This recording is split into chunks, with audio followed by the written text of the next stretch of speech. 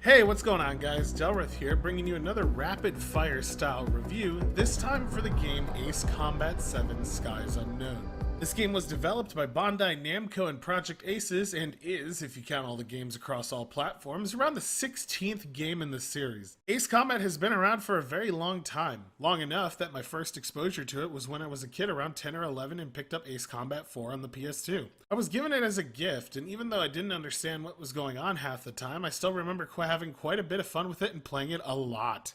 Even though I've only played a handful of Ace Combat games, primarily the numbered ones in order, not the spin-offs, I found myself quite excited for the release of 7, as it seemed to be going back to the more arcadey roots, and sat down to play it as soon as possible. Visually, the game blew me away, especially considering I was on a PS4 Pro. Honestly, I didn't think that a game as fast-paced as Ace Combat 7 would be able to pull it off, but they definitely did. Planes are beautiful. Each and every single one looks like it was individually modeled out by scratch and done to match with one-to-one with its real-life counterpart. At one point I had a buddy in the Air Force take a look at the cockpit and planes themselves, and even he was impressed with how on point they were. Couple that with fantastic environments and locals that you're engaging enemies in, although you're doing like Mach 4 most of the time and have to slow down to appreciate it, and the incredible visuals created by the weapons, and you have an almost cinematic level of view and graphic quality. I found myself flying around and losing missions just to appreciate how kick-ass the cockpit view was while looking around. This is also amplified by the sheer ridiculousness of the higher-end weapons in the tech tree, as eventually you'll be dogfighting hordes of drones shooting lasers at you while firing railguns back at them, while creating a kick-ass visual spectacle. The only downside I noticed in my playthrough is that even on the PS4 Pro, it struggled to pull above 20 FPS in massive dogfights, and from what I read, it's even worse to the point of abysmal on the non-upgraded consoles, something that will be remedied on the PC release come this February, but it's really disappointing that this is a problem people have to deal with. It's 100% a detriment to the game as well. I even crashed a few times while flying just due to the frame drops. Destroyed. Did the game just lock up? I think the game just locked up. Oh yeah, there's also PSVR integration for this game. Even though there's only a couple of missions, it's one of the most insane VR experiences that I've had so far. I borrowed a set just to try it for myself. It's a prime example of how good VR can actually be, the one disappointing part being that they didn't go through and implement it for the entire main campaign. I want them to release DLC or adapt the PSVR headsets in general to the entire campaign mode. Targeting by looking around and flying was an incredible experience, and there needs to be a lot more of it. Seriously, if anyone from the dev team watches this, make the main campaign fully VR compatible. I can't imagine how insane that would be on PC. Story-wise, Ace Combat 7's not bad at all. You play as Trigger, a faceless and voiceless ace pilot tasked with defending Yuja against the invading company of Iruja, who have launched a surprise attack using drone technology, launching literally thousands. The story follows his journey through this entire war with a few interesting twists, and does it in a way where even though he never speaks or is shown, you get a solid understanding of his character and what he's going through based on the dialogues of side characters. There's over a dozen missions, all with constant voice acting and cutscenes throughout, and the idea of a country fighting against a technology beyond theirs for survival isn't too far out there to be unbelievable. All of the English voice actors were great, and at no point I was disappointed in the performance of any of them. If the Khan's here and the dumbass prison guards are going, why shouldn't I? I'm no angel. I mean, my old man died playing hero, and all I do is hate him for it.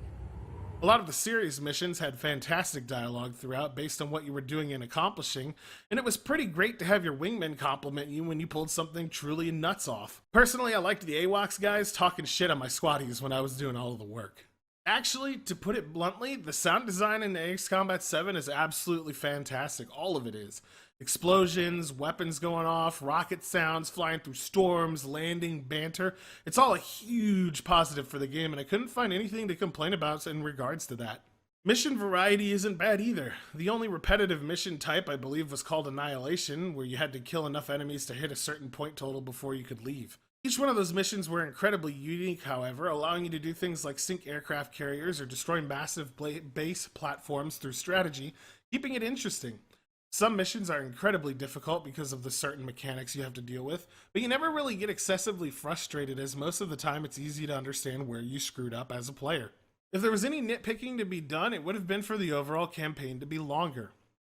I ended up finishing it in about 10 hours, with another 8 hours or so replaying things on harder difficulties and even starting over on a New Game Plus sort of mode with all your previous unlocks still available. I can appreciate how insane the game ended up being on those harder difficulties. I don't think there were more than a couple of seconds at a time where I wasn't having hundreds of missiles shot at me.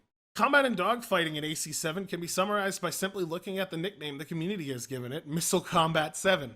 There are a lot of missiles in this game, to the point where it's without a doubt obvious the developers wanted a more arcade feel to it. It's not uncommon to go into missions with over 150 missiles in later stages and using all of them to wipe out literal armies of drones or vehicles. In fact, there's so much focus and emphasis on the missiles, you'll almost never fire your Vulcan, something that also differs from previous games in the series.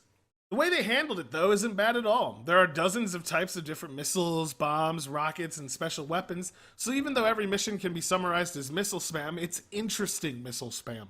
Even 10 hours playing in, I was still having fun using missiles and annihilating huge clusters of units with swarms. They managed to still make some of the enemies entirely challenging as well, giving them incredible maneuverability and speed to make you work your ass off to successfully land strikes on them. Hell, the few boss fights you're in the game are some of the most intense I've ever played because of it. You'll need to be constantly doing high G turns or you'll die horribly, so keep that in mind. There are a few missions where you specifically are going to bring something like an A-10 to take out massive bases or dozens of ground units, which I gotta give them credit for, but even then you're still just using different types of missiles to complete that task. Controls are decent and complement the style of gameplay, at least on the PS4, rather well. I wasn't able to play with a joystick like a HOTAS or anything like that, but I didn't feel like this inhibited my ability to enjoy the game. I got the hang of them relatively quickly, and there's even advanced options for people who want more control over their aircraft. The tech tree, for me, was one of the most interesting things I got to fiddle with throughout my playthrough. It's absolutely massive, and I found myself grinding constantly to unlock new weapons, missiles, and global upgrades for all my planes just because I could. There's something like 32 aircraft in Ace Combat 7, and a couple of secret ones for you to fully kit out and customize, each one requiring you to take a specific path and unlock certain prerequisites beforehand. The coolest part is that the credits you use to unlock these upgrades and fighters are global between multi and single player. If you are ever short on cash, you can go play a couple of 5-minute dogfights online and walk away with another plane. I really enjoyed the play your way style that this tech tree offered. I found myself wanting to do things like making an A-10 capable of dogfighting F-22s, which somewhat worked thanks to the upgrades, and I seriously appreciate that. I think the ridiculousness of some of the weapons you can unlock is a total positive as well. There's nothing quite like unlocking a Death Star laser to shoot down enemy planes. If anything, I wish they would have gone even crazier with the weapons and planes, kind of like on New Game Plus with Naval Ops Warship Gunner, adding things like UFOs and plasma launchers, but alas, they didn't take it that far. Maybe in Ace Combat 8. All in all, my experience with AC7 was almost entirely positive. I struggled to find things that I could nitpick and criticize outside of the major FPS issues, but that's not a bad thing in the slightest.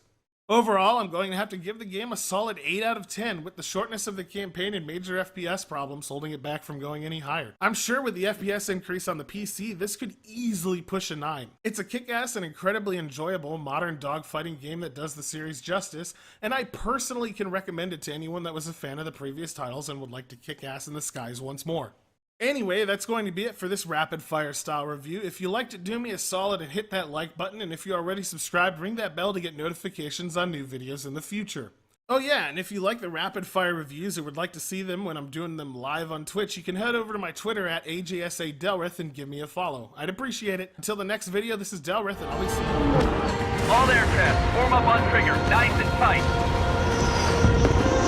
Stick with trigger and you'll make it.